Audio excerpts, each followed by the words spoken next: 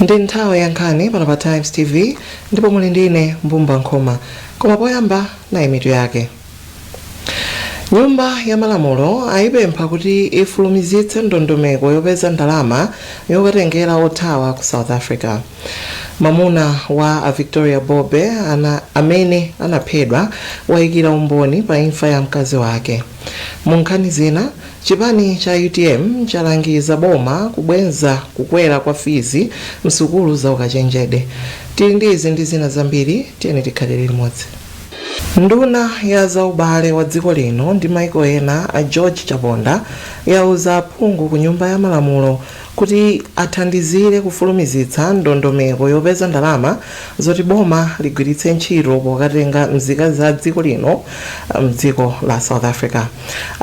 Achaponda makamaka anena izi ku Nyumba ya Malamulo komwe analengeza kuti nzika za dziko lino zoposa 30,000 zafika mdziko muno kuchoka mdzikolo.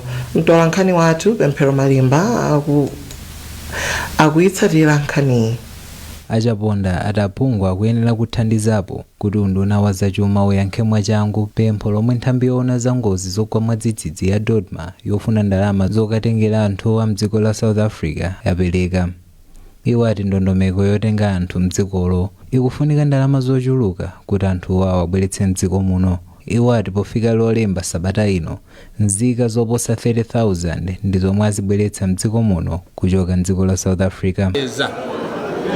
Kuti Cyril Ramaphosa president aku South Africa akutumiza mtumwi wao kuti azaonane ndi president kuti aone chikuchita. Mkulu wa zipani zotsutsa boma a Simplex Chichola Banda wati ndikofunika kuti boma la dziko lino ndi boma la dziko la South Africa achite zokambirana pofuna kuti nzika za dziko lino zifike mosavuta. Abanda ati ndikofunikanso kuti boma liwonetsetse kuti nzika za dziko lino zilandire chipukuta misonzi kamba kuti katundu ndi bizinesi zawo zidawonongeka pamene amachoka mdzikolo. Engagement yo bilateral kuti ma-ministers akuno ndi ma-ministers auko akambirane. Yachiwiri kuonetsetsa kuti pakhale dongosolo labwino kunoko kumudzi. Tiyike ma programs oti awathandiza anthu amene akubwerawo kuti moyo usakhale wopweteka kwambiri. Posachedwapa nthambi ya Dodma idati kufuna ndalama zosachepera 24 billion kwacha kuti ikwanitse kutenga nzika pafupifupi 15,000 za mdziko lino kuchoka mdziko la South Africa.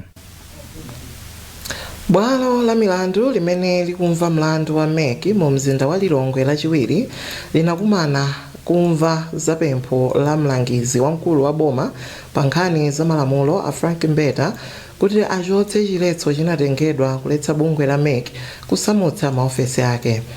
Bwalo la milandu linapereka makamaka chiletso ku chipani cha MCP ndi aphungu aku Nyumba ya Malamulo atatu amene sakufuna kuti Mek isamutse maofesi ake. Ambeta akufotokoza zambiri.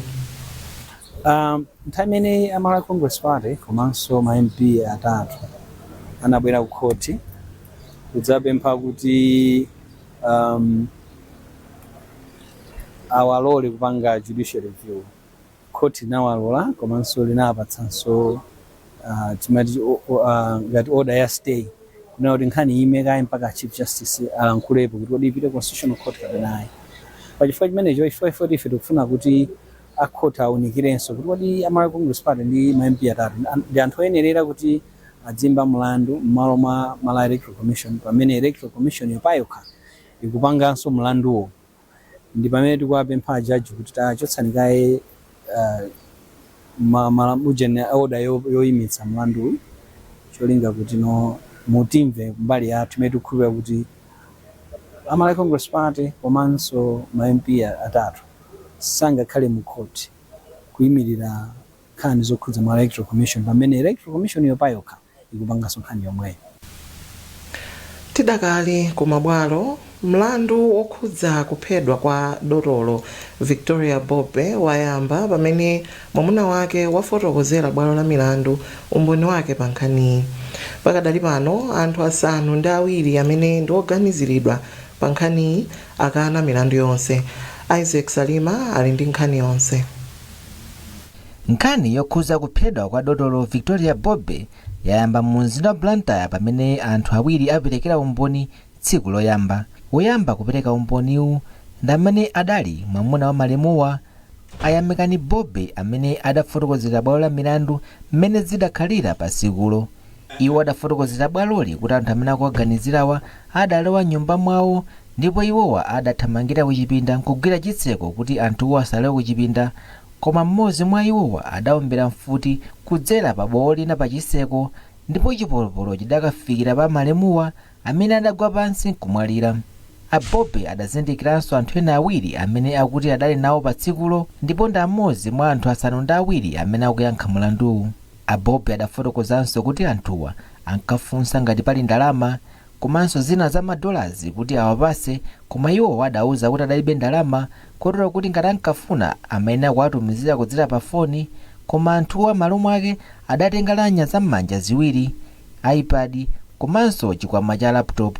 Winanso amene adaperekera umboni ndi mmodzi wa anthu okhala nyumba zoyandikira a Jimmy Kanyerere amene nawonso adafotokoza mbali yawo ponena kuti adazindikiranso anthu awiri amene adali nawo pa tsikulo, amene mmodzi mwa iwo adanyamula mfuti komanso wina amene akuoneka kuti adali mtsogoleri wa anthuwa. Anthuwo amene poyamba adafotokozera polisi zakukhuza amene adachitira chiwembuchi, mpaka dali pano akukana milandu yonse itatu imene akuwaganizira, imene ndi kuthyola nyumba, kuba komanso kupha. Michael Goba Chipeta ndi mmodzi wa maloya amene akuyimira ena mwa anthu oganiziridwawa, pamene Abudu Limbe ndoyimira boma pa milanduyi ndipo adali ndokondwa ndi zimene zachitika pa tsiku loyamba. Mulandu upitiriranso lachitatu kufikira lachisanu pamene ambali ya boma lati pali mboni zokwana asanu ndi zinayi zimene zikuyenera kuperekera umboni wake. Mtsogoleri wa chipani cha UTM Dalitso Kabambe wapempha boma kuti libweze ganizo lokweza ndalama za fizi msukulu za ukachenjede za boma. Akabambe anena izi pa msonkhano wa atolankhani mu mzinda wa Lilongwe. Mtolankhani wathu Pemphero Malimba walemba ripoti ili. Akabambe ati kukweza fiziko kupangitsa kuti ophunzira mmodzi adzigwiritsa ntchito ndalama zokwana 4 miliyoni kwacha pa chaka kulipira fizi, pogona komanso kugula chakudya. Iwo anati boma likuyenera kuchotsa ndalama zina mu nthambi zina za boma kuti zigwire ntchito msukuluzi. Iyi ndiye tikudza ku invest kuli mavuto, kwa mavuto chofunika ndi kuyikako ndalama. Kuyikako ndalama mutani tichiyang'anenso budget mwathu muja kuti kodi ma budget line amene ali osafunikira kwenikweni ndi ati, osafuna ndalama zambiri kwenikweni ndi ati. Chitsanzo ndi budget ya state residences ili ndi 85 billion kwacha, chaka chatha ndi 87 billion kwacha. Chaka chatha chija chifukwa president ake amayenda kwambiri komanso makala ndi anthu mapatsa ndalama kumapita kumene kuja ndi matraki kumapatsa ndalama pamene ulendo uno tinda president amuthalika abwino kwambiri amene samayenda angoenda katatu kokha chikhaleni wa president kuyenda konso kwa private kutanthauza kuti alipira okha zosachita okha ndi ndalama zawo sakuyenda kuononga amene amaonongera ma president ena onse mbuyo. Mmodzi wa ophunzira msukuluzi Naomi Mbeye wati ophunzira opeza movutikira akudzika kwambiri ndi kukweza zaku. Chimene tikufuna nchonazo kuti boma libweze chiganizo chimene lapanga pa nkhani yokweza fizi kuma public universities, chifukwa si aliyense amene angakwanitse kupeza ndalama ngati zimene anenazo from 650 kupita ku pa 1.3 million. That's a huge amount. Imeneyo ndi 100% raise. Nde si aliyense amene angakwanitse fona zoti anthu ambiri amene amaphunzira ma public universities amachokera makomona zoti ndovutika. Si aliyense amene amachokera komona zoti nda limene lili ndi ndalama zokwanira zorakho zomalipira ndalama ngati imeneyo. Ndepempho ndona zoti boma libweze chiganizo chimene lapanga kuchosa fizi kuchoka pa 650 pa chaka to 1.3. Sukulu za ukachenjede za bomazi zidakweza ndalamazi kuchoka pa 650,000 kwacha kufika pa 1.3 miliyoni kwacha pa chaka. Sabata yatha mlembi wa mkulu wa unduna wa zamaphunziro Akeni Ndala anati kukwezaku kunali kufunikira kwambiri kuti maphunziro msukuluzi apite patsogolo. Nduna ya maboma ang'ono Ben Phiri yalengeza kuti makonsolo onse mdziko muno apereka tsatanetsatane wa momwe akonzekera kugwiritsa ntchito ndalama za Constituency Development Fund CDF, ndipo ena apeza kale makontrakitala omwe akuyembekezereka kuti ndalamazo zitulutsidwe ayambepo ntchito. Poyankhula mnyumba ya malamulo lachiwiri Aphiri ati boma likukhutira ndi momwe makonsolo akonzekera kukakhazikitsa ntchito za chitukuko. Aphiri aonjeza kuti boma litulutsa posachedwa ndalama za CDF kwa makonsolo omwe amaliza kale ndondomeko yopeza makontrakitala ndi kukonzekera ntchito za chitukuko. Aphiri akufotokoza zambiri kwa mtolankhani wathu Brenda Kayo. So anthu odziwa kumanga across the country ndi amene akuyenera kuchita apply. Akapanga apply, Ministry of Finance ndiyo konzeka ndi ndalama kuti yapatse fee yoyambirira amene makhala 20% yoti achite mobilizing kuyamba kumanga. Kwina akuadzilipidwa malingana ndi stage imene ali. Komanso quality ndi china chilichonse pa ma dashboard amene tikuchita launch aja itaonetsa inunso mutanena kuti ife ngatatolankhani zimene akuti akumanga apazi ndiye zenizeni because ndalama tikugwitsa ntchitozi ndi za msonkho wa Malawi. Amalawi akuyenera adziona value ya ndalama zawo. Mukuonerazi ndi nkhani pano pa Times TV, tibweranso pakatha mauthengawa. Government employees need money for your school fees, business, farming, home improvement or personal needs? Worry no more. Malawi Enterprise Development Fund Limited, MEDIF, has the perfect solution for you with the GOM loan product. Get loans starting from 100,000 kwacha with bigger amounts available depending on your affordability. Enjoy flexible repayment periods from 6 months up to 60 months. Applying is easy. Just bring your national ID, application letter, employer reference letter duly stamped, employment number, and your latest payslip, which is optional. Fast, simple, convenient. Call our MEDIF call center now on 4295 for more information. MEDIF, empowering Malawians economically. Terms and conditions apply.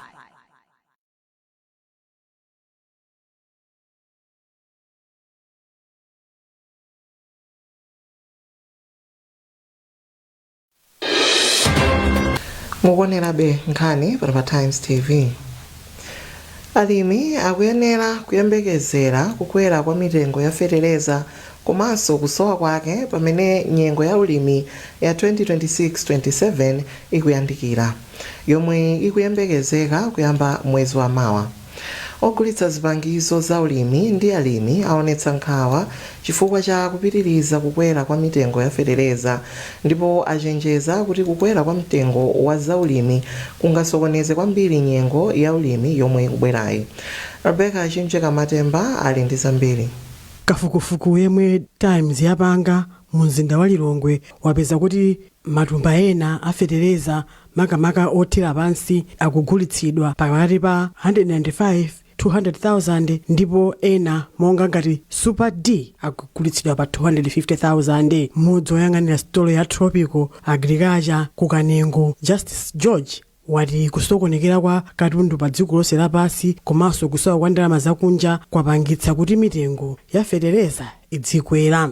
Fertilizer amene ali okwera mtengo kwambiri ndi fertilizer wa Super D amene awupezeka pa mtengo wa 250,000 ndi 260,000. Koma kumbali ya urea ndi NPK akumapezeka mitengo ya between 260,000 to 295,000. Now a McDonald Patterson omwe amagulitsa fertilizer kukanengo konko ati malonda wati anthu ogula fertilizer achepa kwambiri komanso fertilizer sakupezeka kwambiri, ndipo anati season ino ikutha pamene pa tsiku akumagulitsako fertilizer amene ali naye mwina thumba limodzi pa tsiku. Fertilizer panova mtengo woti ndokhazikika ndi 195.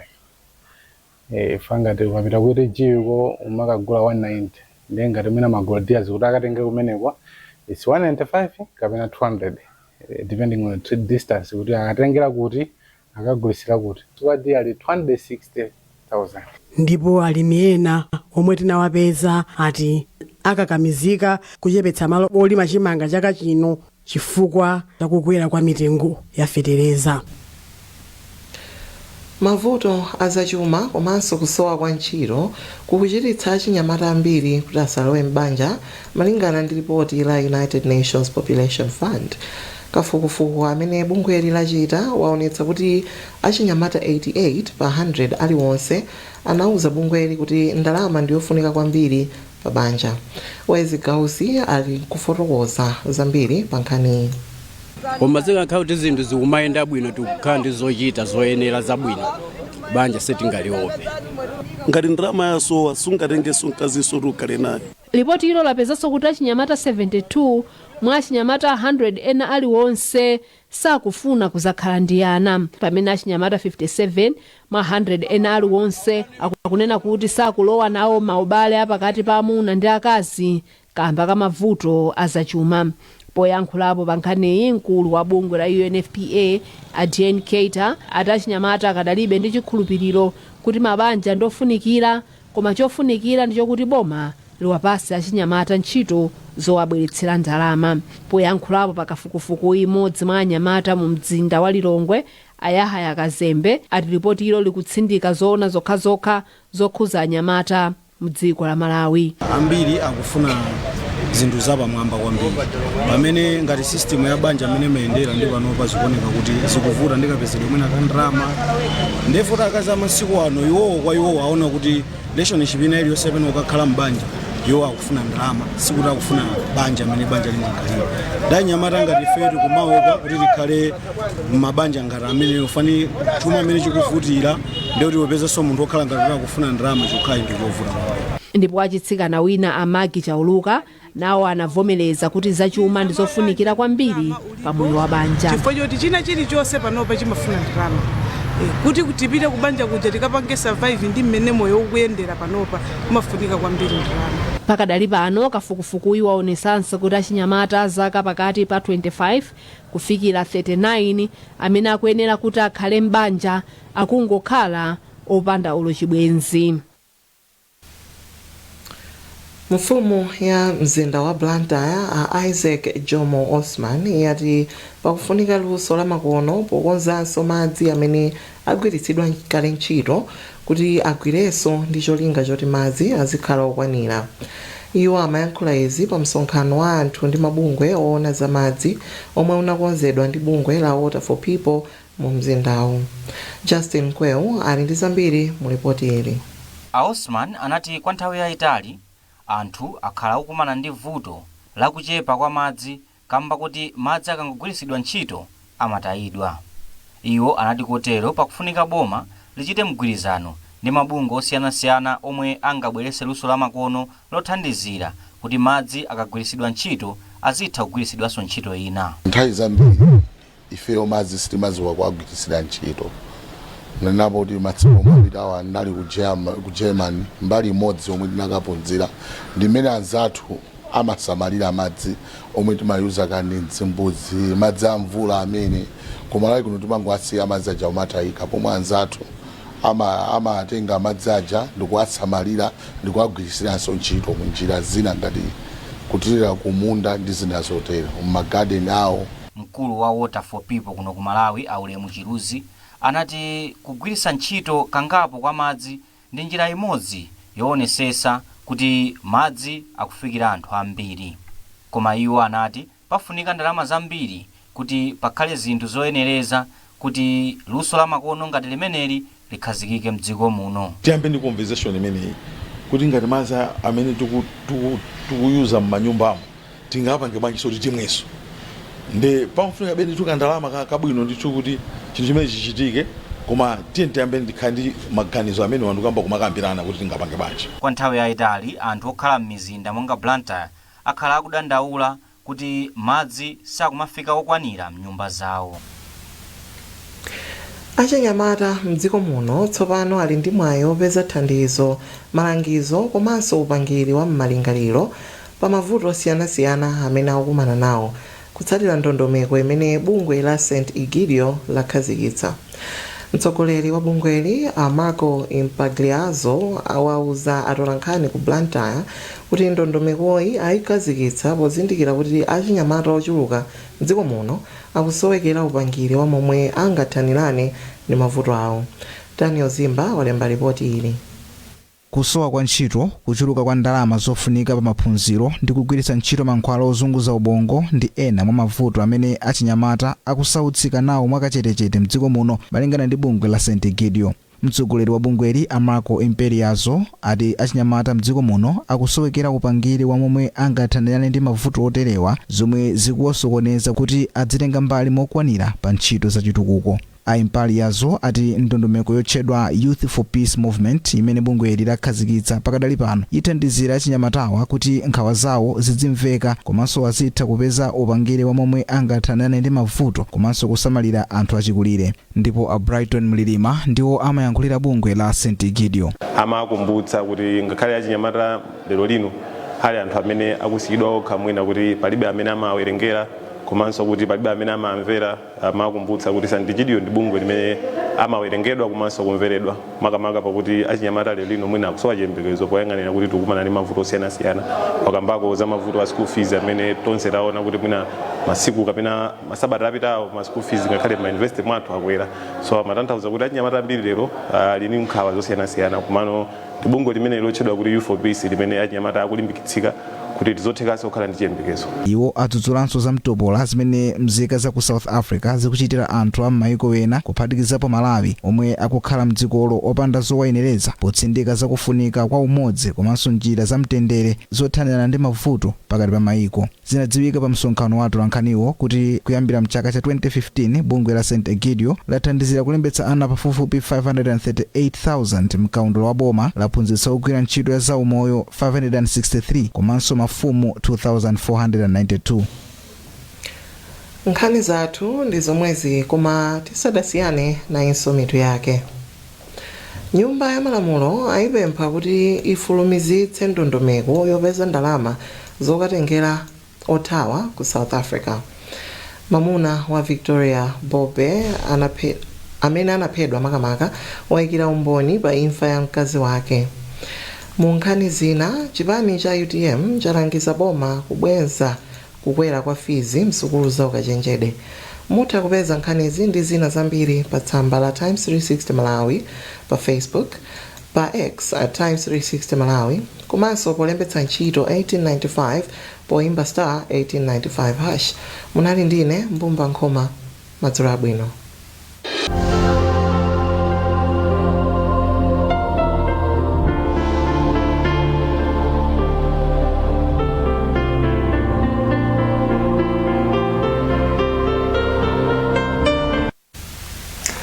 I'm Sam Banda Jr. with the weather forecast for tonight and tomorrow, 8th July 2026. Anticipate windy at times and cold to very cold conditions tonight and during early morning hours, but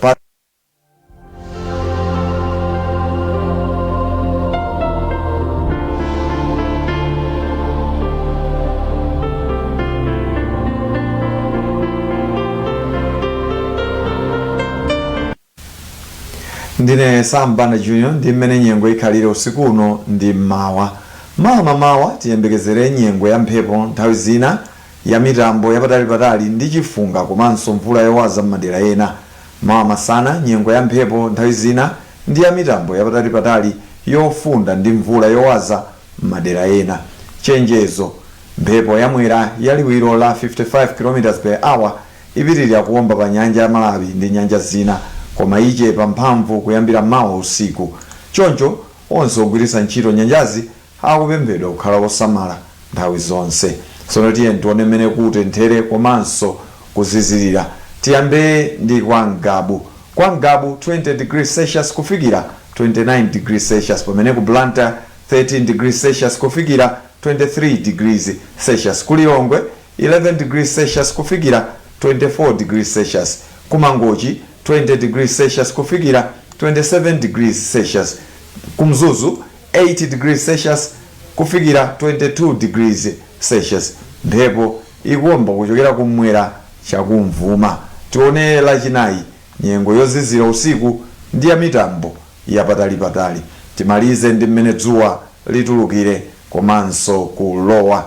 Tiyambe ndi ku Mzuzu dzuwa lizatuka 4 minutes past 6 ndi kulowa 27 minutes to 6, pamene ku Lilongwe dzuwa lizatuka 9 minutes past 6 ndi kulowa 5:30. Timalize ndi ku Blantyre dzuwa lizatuka 8 minutes past 6 ndi kulowa 22 minutes past 5.